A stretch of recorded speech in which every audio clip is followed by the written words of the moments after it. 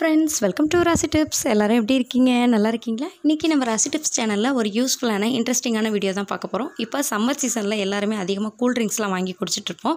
அந்த cool drinks குடிச்சிட்டு அந்த பாட்டில்ல இருக்கிற மேலே இருக்கிற அந்த மூடியை நம்ம வேஸ்ட்டாக தூக்கி போட்டுருவோம். இனிமே அந்த மூடியை தூக்கி போட வேணாம். ஏன்னா அந்த மூடியில் நிறைய யூசஸ்க்கு நம்ம யூஸ் பண்ணிக்கலாம்.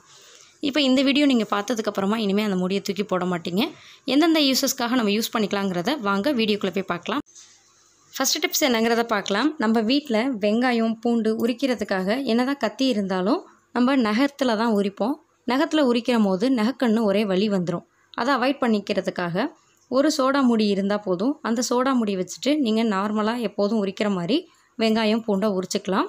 இப்போ நான் அப்படி தான் உங்களுக்கு பூண்டை உரிச்சிட்டு காமிக்கிறேன். ஃபஸ்ட்டு தலைப்பகுதியை கட் பண்ணிடுங்க. அடுத்ததாக வால் பகுதியை கட் பண்ணிட்டிங்கன்னா ரொம்ப ஈஸியாக உங்களுக்கு பூண்டு தோல் உரிக்க வந்துடும். இதே மாதிரி நீங்கள் வெங்காயத்தோட தோலையுமே கூட உரிச்சிடலாம். ரொம்ப ஈஸியாக உரிக்க வந்துடும். கண்டிப்பாக இந்த டிப்ஸ் எல்லாருக்கும் யூஸ்ஃபுல்லாக இருக்கும். கண்டிப்பாக ட்ரை பண்ணி பாருங்கள். செகண்ட் டிப்ஸ் என்னங்கிறத பார்க்கலாம். அதுக்காக நான் உருளைக்கிழங்கு தான் எடுத்திருக்கேன். உருளைக்கிழங்கோட தோலை நம்ம பீலரில் சீக்கும் போது நிறைய உருளைக்கிழங்கு அதில் வேஸ்ட் ஆகும். அதை அவாய்ட் பண்ணிக்கிறதுக்காக இந்த மாதிரி சோடா மூடி வச்சுட்டு நீங்கள் உருளைக்கிழங்கு தோல் சீச்சிங்கன்னா தோல் ரொம்ப ஈஸியாக வந்துடும். அதில் பார்த்தீங்கன்னா துளி அளவு கூட உருளைக்கிழங்கு இருக்கவே இருக்காது. வெறும் தோலை மட்டும்தான் நம்ம சீச்சு எடுத்திருப்போம்.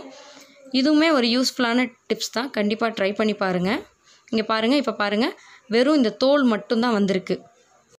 உருளைக்கிழங்குல துளி அளவு கூட தோல் இல்லாமல் நம்ம எடுத்துட்டோம். இப்போ பாருங்கள், ரொம்ப சூப்பராக வந்துருச்சு தோலெல்லாம் எடுத்துகிட்டு உருளைக்கிழங்கு. இதே மாதிரி நீங்களும் ட்ரை பண்ணி பாருங்கள். அடுத்த டிப்ஸ் என்னங்கிறத பார்க்கலாம். நம்ம வீட்டில் இஞ்சி பூண்டு இல்லாத சமயத்தில் இந்த டிப்ஸ் ரொம்ப யூஸ்ஃபுல்லாக இருக்கும். அதிகமாக சமைக்கிற மாதிரி இருந்தோன்னா இஞ்சி பூண்டு பேஸ்ட் நம்ம அரைச்சி வச்சுக்குவோம். இதுவே கொஞ்சமாக நம்ம சமைக்கிற மாதிரி இருந்தோம்னா அதுக்கு கொஞ்சமாக இஞ்சி பூண்டு தேவைப்படும். இதுக்காக நம்ம மிக்ஸி ஜாரில் போட்டு அரைச்சாலும் அரைப்படாது. அதுக்காக என்ன பண்ணலான்னு பார்த்தீங்கன்னா, நம்ம தூக்கி போடுற இந்த சோடா மூடி எடுத்துக்கோங்க. அதை வச்சுட்டு நீங்கள் தோல் சீவிட்டு கழுவிட்டு வச்சுருக்கிற இஞ்சியில் நல்லா இப்படி சுரண்டிகிட்டே இருந்தீங்கன்னா ரொம்ப சூப்பராக இஞ்சி சுரண்டி அழகாக துருவி குட்டி குட்டியாக வந்துடும்.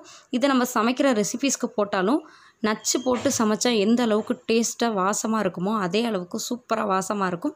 கண்டிப்பாக இதுவும் ஒரு யூஸ்ஃபுல்லான டிப்ஸ் தான். கண்டிப்பாக ட்ரை பண்ணி பாருங்கள். அடுத்த டிப்ஸ் என்னங்கிறத பார்க்கலாம். நிறைய பேருக்கு சாம்பிராணி ஏற்றி விற்கிற பழக்கம் இருக்கும். சாம்பிராணியை நம்ம எப்போதுமே டேரெக்டாக தரையில் வச்சு ஏற்றி வச்சோன்னா தரை அப்படி கருப்பாயிரும். அதுக்காக நம்ம சாம்பிராணி வாங்கும் போது அந்த பேக்கெட்லேயே ஒரு சின்னதாக ஒரு தட்டு மாதிரி கொடுத்துருப்பாங்க. அந்த தட்டில் நம்ம சாம்பிராணியை ஏற்றி வச்சாலும் அது சீக்கிரமே கருப்பாகி வீணாயிரும். அதுக்காக என்ன பண்ணலான்னு பார்த்தீங்கன்னா, நான் சோடா மூடி தான் எடுத்திருக்கேன். நம்ம சாம்பிராணி பற்ற வைக்கிற சமயத்தில் இந்த மாதிரி சோடா மூடி மேலே வச்சு நீங்கள் வச்சிட்டிங்கன்னா தரையும் கருப்பாகாது. இந்த பிளேட்டும் நமக்கு கருப்பாயிட்டாலும் இதை தூக்கி போட்டுட்டு நம்ம வேறு ஒரு சோடா மூடி கூட எடுத்துக்கலாம். கண்டிப்பாக இதுவும் ஒரு யூஸ்ஃபுல்லான டிப்ஸாக இருக்கும். கண்டிப்பாக ட்ரை பண்ணி பாருங்கள். அடுத்த டிப்ஸ் என்னங்கிறத பார்க்கலாம். அதுக்காக நான் இஞ்சி தான் எடுத்திருக்கேன். இஞ்சி தோலை சீக்கிறதுக்கு நம்ம கத்தி பீலர்லாம் வச்சு சீவாமல் இதே மாதிரி இந்த சோடா பாட்டிலோட மூடி வச்சுட்டு நீங்கள் இஞ்சி தோலை சீவினிங்கன்னா ரொம்ப ஈஸியாக தோல் வந்துடும். லாஸ்ட் டைம் பார்த்த உருளைக்கிழங்கு மாதிரியே தான். இஞ்சி ரொம்ப வேஸ்ட் ஆகாமல் வெறும் தோல் மட்டும் நமக்கு வந்துடும். சீக்கிரம் ரொம்ப ஈஸியாக இருக்கும். இஞ்சியை கத்தி பீலர் வச்சு இஞ்சி தோலை எடுத்தால் எந்த அளவுக்கு அது க்ளீனாக தோலெல்லாம் எடுத்து வருமோ அதே அளவுக்கு தான் இந்த சோடா மூடி வச்சு நம்ம அந்த தோலெல்லாம் எடுக்கிறப்ப எடுத்து வந்திருக்கு. பாருங்கள், இதுவும் ஒரு யூஸ்ஃபுல்லான டிப்ஸ். கண்டிப்பாக ட்ரை பண்ணி பாருங்கள்.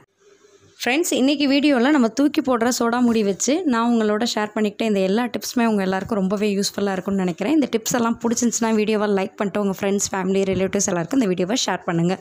நீங்கள் இன்னும் நம்ம ராசி டிப்ஸ் சேனலை சப்ஸ்கிரைப் பண்ணாமல் தான் சப்ஸ்கிரைப் பண்ணிட்டு மறக்காமல் பக்கத்தில் இருக்க பெல் ஐக்கானை கிளிக் பண்ணிடுங்க. அப்போ தான் நான் அப்டேட் பண்ணக்கூடிய வீடியோஸ் உங்களுக்கு உடனுக்குடன் நோட்டிஃபிகேஷன் வரும். தேங்க்யூ ஃபார் வாட்சிங். Thank you friends.